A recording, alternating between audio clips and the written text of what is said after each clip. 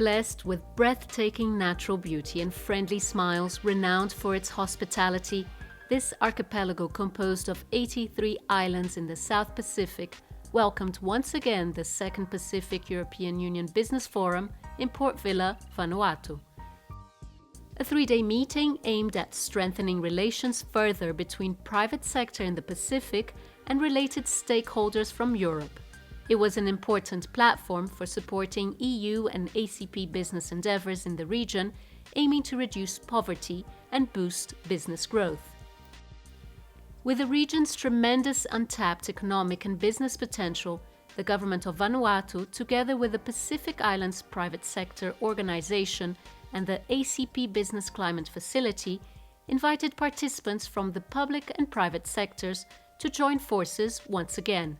For Vanuatu to host 2 consecutive business forums in Port Vila is a testimony of Vanuatu's relation with BizClim and with a good working relationship with the ACPU and the Development Cooperation in Brussels. Given the ever-changing nature of the complexities affecting European development cooperation, the 2020 timelines of the Cotonou, the 7-year period of the 11 DDF, I think it provides a major basis for Pacific Island governments and private sector to sit down in Port Vila this time, to reflect and take talk and to consider what are the new modalities that can be able to come from Brussels.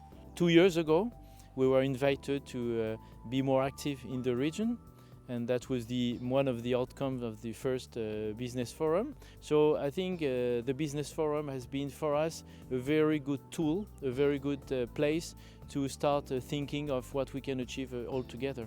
The importance of the forum is the reintroduction of UNIDO to the Pacific.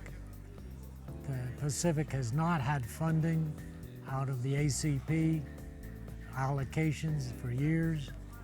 We're trying to bring the ACP countries from the Pacific into the system. This is one of the very important platforms to really allow the Pacific Islands private sector to engage with the European Union private sector. From my perspective, I think that is one of the most important objectives that this forum should have.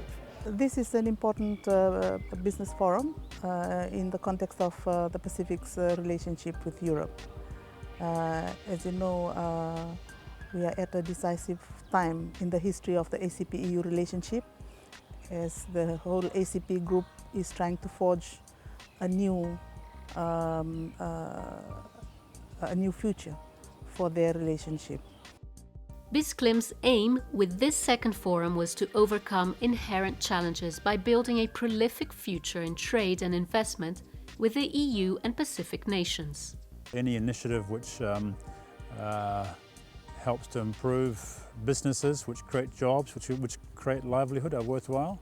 And so I think EU looking at how it can help businesses and livelihoods here is absolutely essential. Meetings like this actually enable us to express what we need, which means that there is energy and resource put into relevant programs and the development and delivery of relevant programs that actually impact on our Pacific Islands private sector's ability to trade into the international market.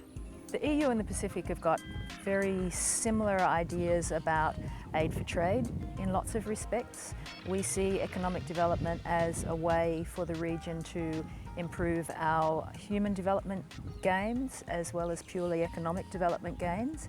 And I think the EU is in line with that in the way that they are thinking and the way they are looking at delivering assistance to the private sector. One opportunity for the participants of the forum for the private sector is represented for sure by the investment facility for the Pacific that started already in 2012, is already operational and allows for grant funds to be made available. I'd like to encourage the ACP Pacific region to continue to stand together, because I think together we could access the markets, not only the European market, but also like US market and Japanese market, and also other important markets It is important that we work together. We are small compared to other regions.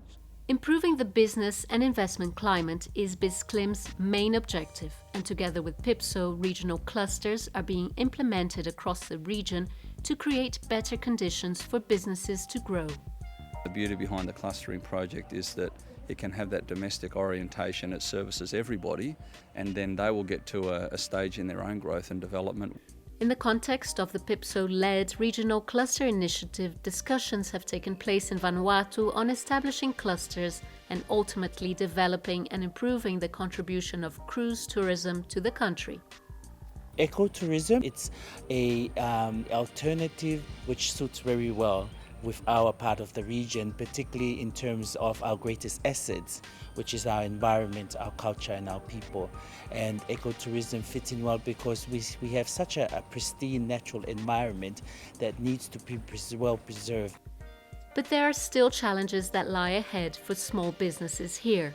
In Vanuatu, one of the challenges is being able to develop a working relationship with the different aid donors.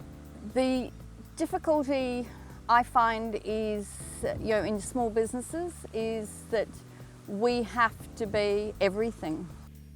Access to energy is one of the challenges faced by many small businesses to be successful in this region.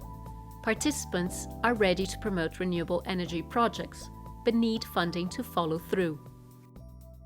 This region, renewable energy is key.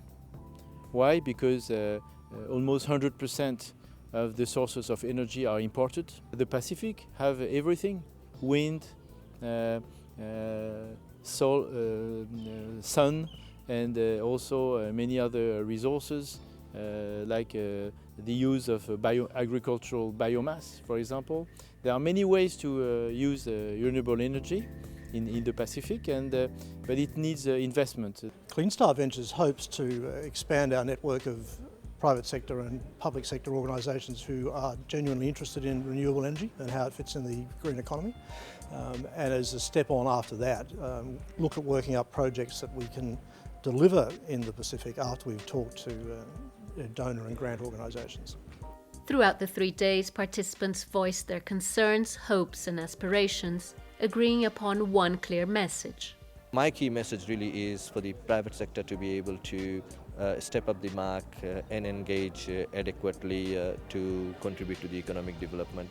A message that everyone at this forum hopes resonates across the region, hoping to pave the way for a friendlier business environment that can significantly enhance people's lives and reduce poverty.